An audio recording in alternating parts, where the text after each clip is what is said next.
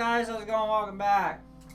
So, maple neck versus rosewood neck. Which one's better? Neither one. Neither one is any better than the other. How do you say that, Kevy? Very simply, I just did, didn't I? I said it. Neither one is any better. Neither one is any more durable, okay?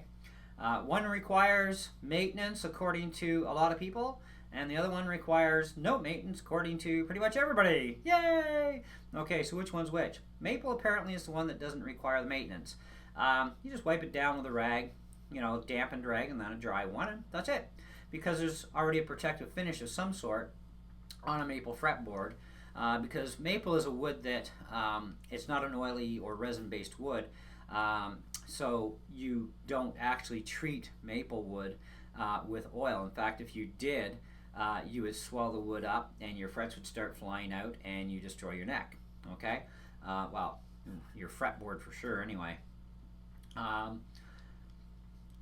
Rosewood, a lot of people say to treat it with oil, like lemon oil. Okay, excuse me, but the oil that is actually in rosewood ain't lemon oil. Okay, when you interchemically mix those two, a chemical reaction will happen eventually someday, and it probably won't end up in the good way. So you shouldn't be using lemon oil on a rosewood fingerboard. In fact, I don't recommend using any because oil does not evaporate. Okay, it's in that wood for 300 years that it grew on that tree or whatever. It's going to be there in another 3,000 years from now, okay? When wood is prepped for fretboards of rosewood, there's a bit of sanding that goes on and a bit of a chemical treatment in order to help the glue stick to the rosewood as well as to the wood it's being glued against, no matter what that wood is. And that wood surface gets prepped accordingly to what species of wood it is, etc., okay? And you need special glues in order for rosewood to actually adhere to any other wood surface, including itself. Because if you don't do it right, and you don't use the right kind of glue, it's just going to fly off, okay? And that would really suck, wouldn't it? Okay? I like both, okay? My higher priority of preference would be maple, but not every guitar out there can come with a maple neck. It just doesn't happen. They'll make a certain amount of models with a maple fretboard, but not all of their models, okay? And so that kind of really sucks. Now you can get aftermarket necks, slap them on, and have a maple fretboard if you want. Woo! But then, of course, it's no longer that guitar anymore, is it? What actually makes a guitar brand? Well, usually just the sticker on it, really. A little bit of quality helps, that sort of jazz, right? But otherwise, quality of electronics, winds in the pickups, and so on. Okay, we're talking about electric guitars, right? Now, there's been some discussion, and people are asking about the durability factor because you see a lot of fretboards where the fretboard material itself, like that's in between the frets, okay, that's your fretted note, but this is also your actual fret here, okay, but the fretted note part, the board, has been dug into over the years with a lot of hard playing. That happens. You know why? Because they're playing their guitar wrong. And I see this all the time. People are playing their guitar wrong. They're playing it out of pitch all the time too. Why? Because they're squeezing too hard. Now look, this is a medium jumbo fret guitar, and this is like $270 Canadian for this guitar, right? So I'm going to fret it properly. Wow, and I'm barely touching any pressure. Oh, that's because it's an electric guitar. Incorrect again. Has nothing to do with the fact that it's an electric guitar. And I'm going to prove that in a minute, okay? Now, listen to this. Proper. Squeeze it. Proper. Squeeze it. The pitch goes up. So, when you're starting to play these lead licks and crap, right? You're destroying your frets quicker because you're pressing so hard, and you don't need to. You could just go.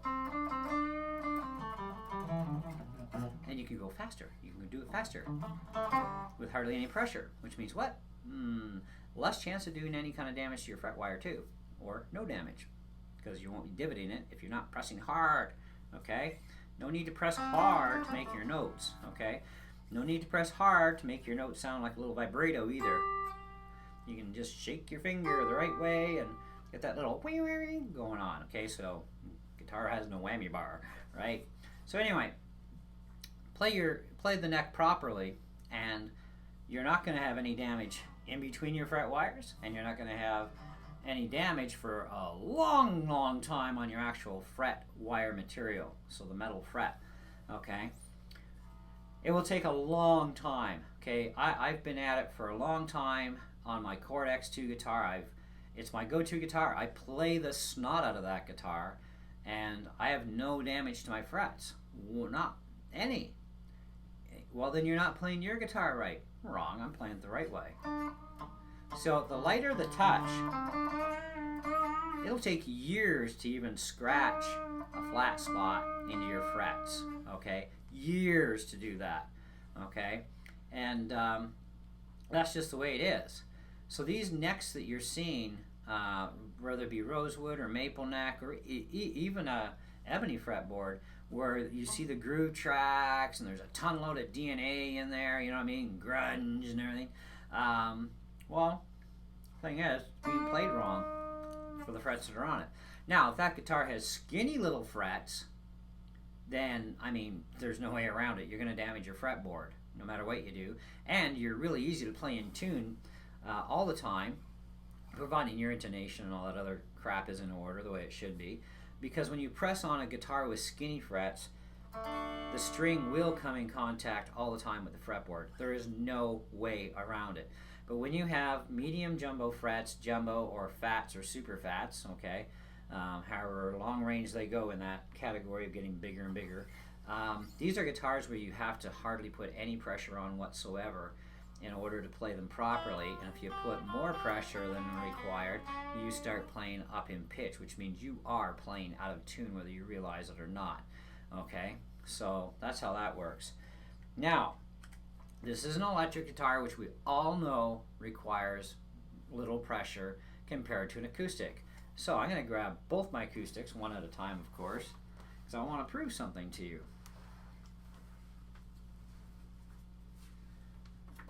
Now, this is my Fender. I've had this thing for quite a while. If you go back to my channel, you'll find out exactly how long I've had this one. This is my CD100. Now, this has medium frets on it, okay? Barely touching. Now I'm going to lay the pressure on. Again, the pitch raises, okay? So that's going to start divoting my frets. And believe me, it won't take long, even on medium jumbos, or medium frets, depending on the manufacturer, what they want to call them, okay? It won't take long at all to start divoting any fret if you're always pressing hard on them. But if you press gentle, like you should, you fret your notes really easy, okay?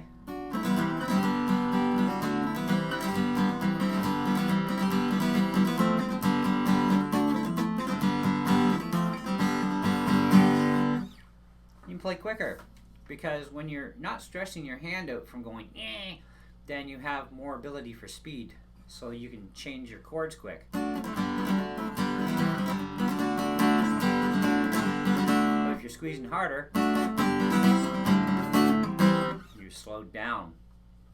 There's no way around that. You gotta, and then to get up to speed, pressing hard, you're just destroying your guitar.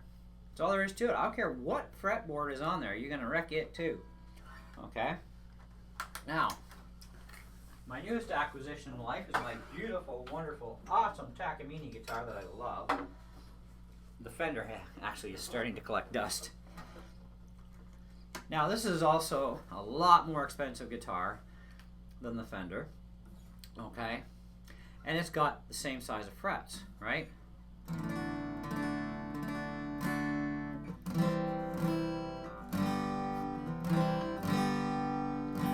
Having to put a lot of pressure. I can sit here and I can play for as long as my eyeballs will stay open and awake. Okay, as long as my body allows me to function, and I can do it, and I won't have any finger fatigue whatsoever because I'm fretting the thing properly.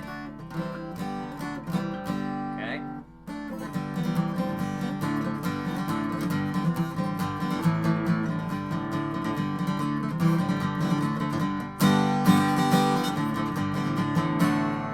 Now, if I squeeze harder, it's going to be the same result as before. It slows me down.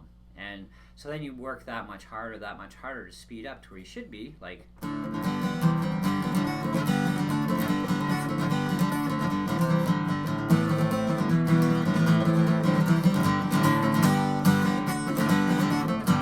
Okay? My frets will still last for years before getting even such as a mark on them, because I fret it according to the way the guitar is built.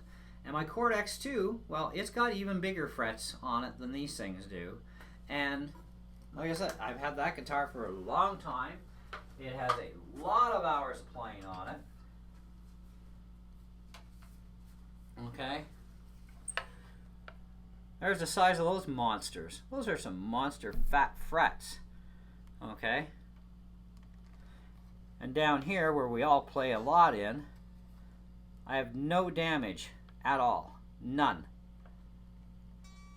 Okay? Because I'm fretting the guitar the way I'm supposed to. Now you look at my fingerboard too.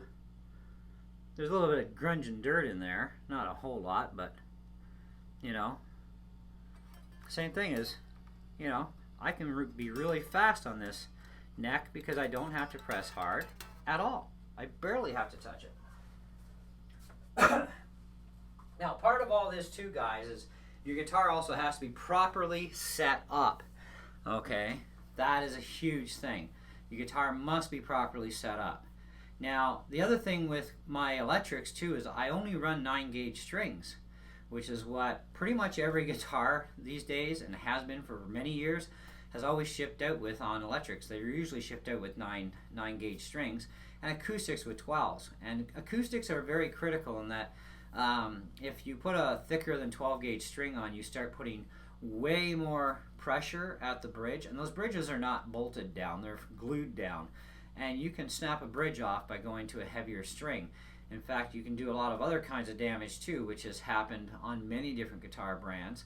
Manufacturers are trying to now make guitars to handle thicker gauge strings so you can still also keep your warranties. Okay?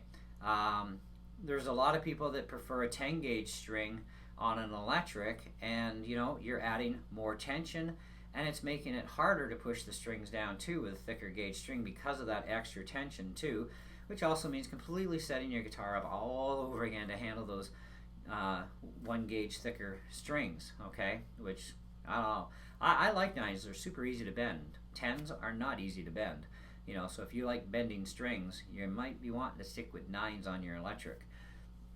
But nonetheless, either way, if you are fretting your guitar properly for the guitar that it is made to be, you know, you're not going to damage the fretboard, okay, ever.